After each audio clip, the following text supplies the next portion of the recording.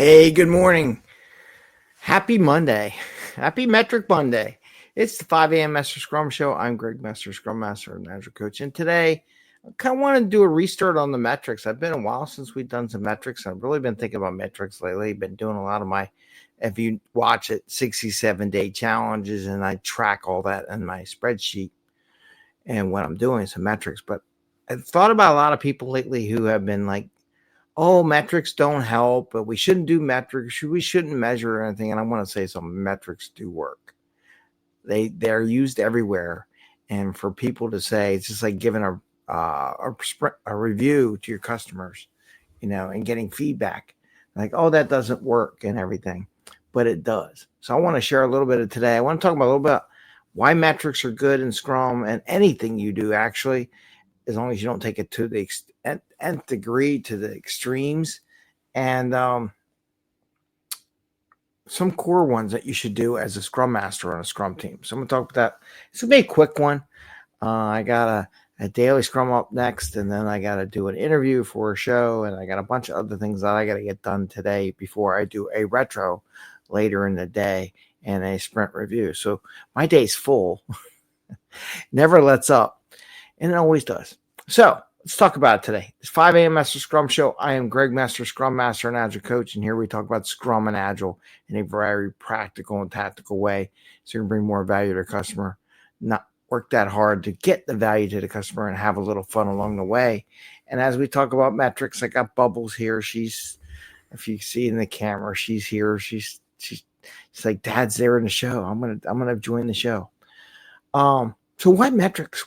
What really dawns on me? So this morning I measure every 67 days and where I stop and go and keep accurate counts on whether or not I'm achieving my goals, right? My personal goals and business goals. And today I hit a metric of 67 days of bicycling every 15 minutes. So no, not every 15 minutes a day. So sorry for my voice loss there. I do a 15-minute bike ride every morning, get me going. Something I want to do for the next 30, 40, 50 years of my lifetime if I'm lucky enough to reach that. So it's something I can maintain forever. Metrics. Why metrics? Everything's measured. As I watch the metrics, I keep track. I give myself incentives. Oh, I have so many more days and where I am in different levels. Same thing goes with business. There is not a business book out there, not a marketing book, not a software book. It doesn't talk about doing some kind of measurement to track how you did and how you got better.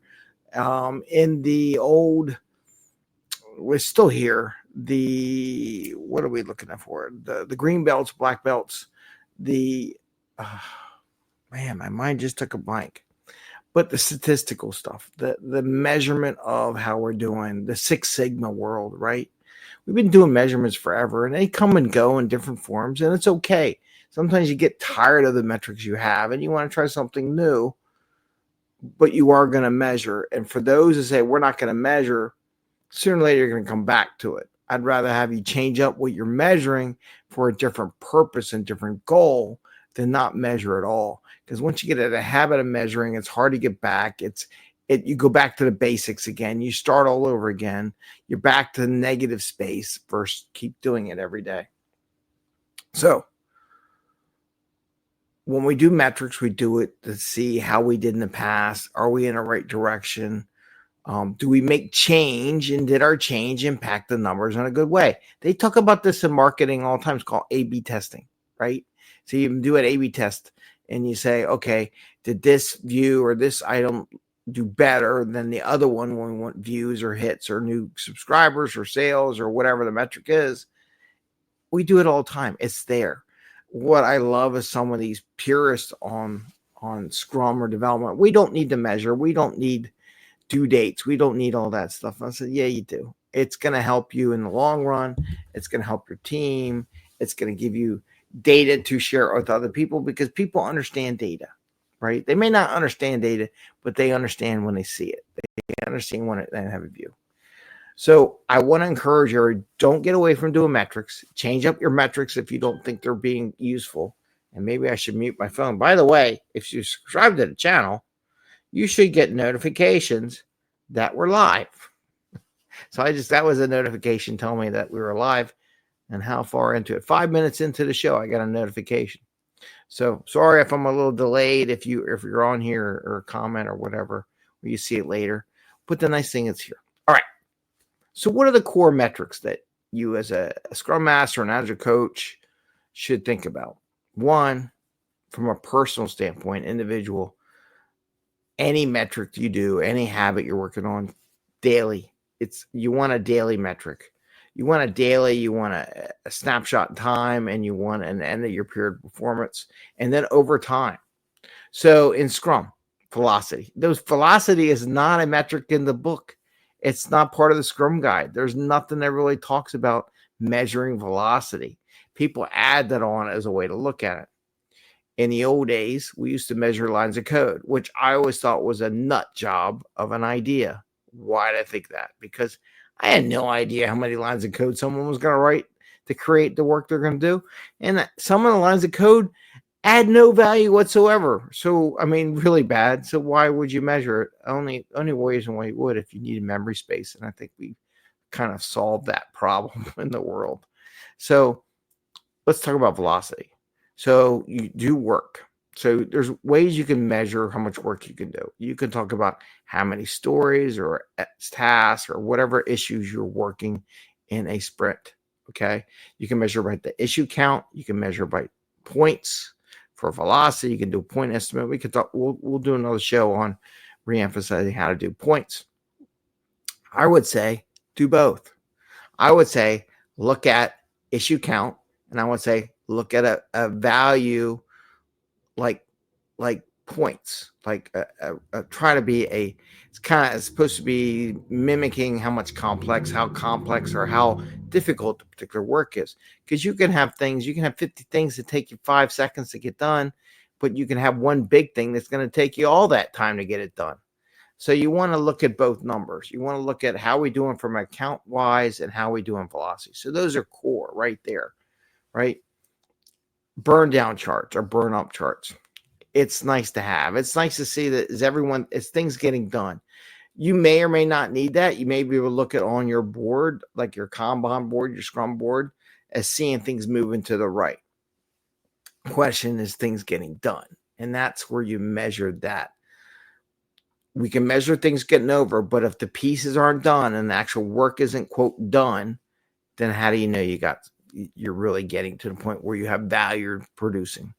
So some way of measuring what you value as done, whether it be features done, points done, stories done, whatever you need to do to get into the customer's hand is a measurement. So we have velocity measured either in points or issues counts. We have done, measuring something done. How do you want to measure your done? To measure, I want to say an average, right? So I like in Scrum, things can go up and down. They will always go up and down. There's never going to be, it's going to be perfectly fine. It ain't going to happen. So you want to do a moving average. So I would do a moving average of those previous items, whether it be issue counts, points, or even how much your definition done. Do a moving average from sprint to sprint to sprint. And that way you can see, are you in a good direction? Are you accelerating? Are you deaccelerating? Are you staying the same?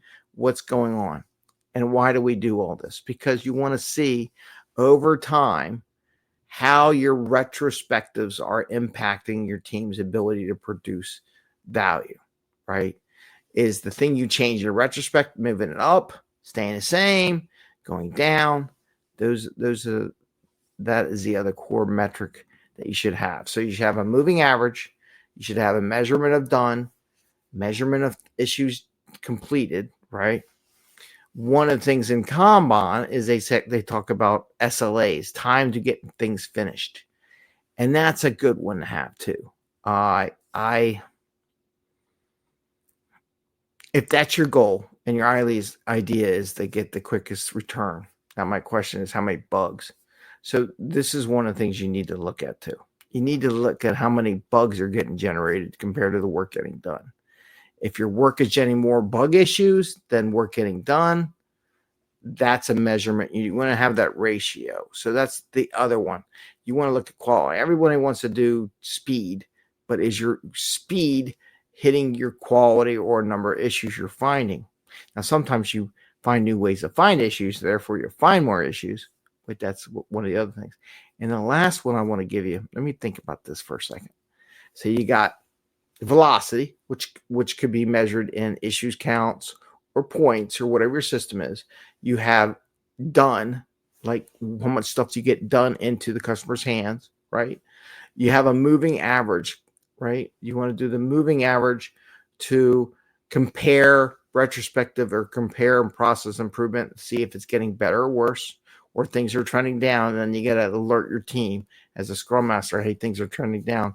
Don't be a micromanager on that. And we'll talk about that another day. The other one is throughput, how fast things are getting through, but you balance the throughput in with the measurement of bugs to work completed. So yeah, you want to, if you're going to measure throughput, I recommend you in partnership measuring how many bugs are you generating, what's the quality of the work, some measurement of quality on that one, right?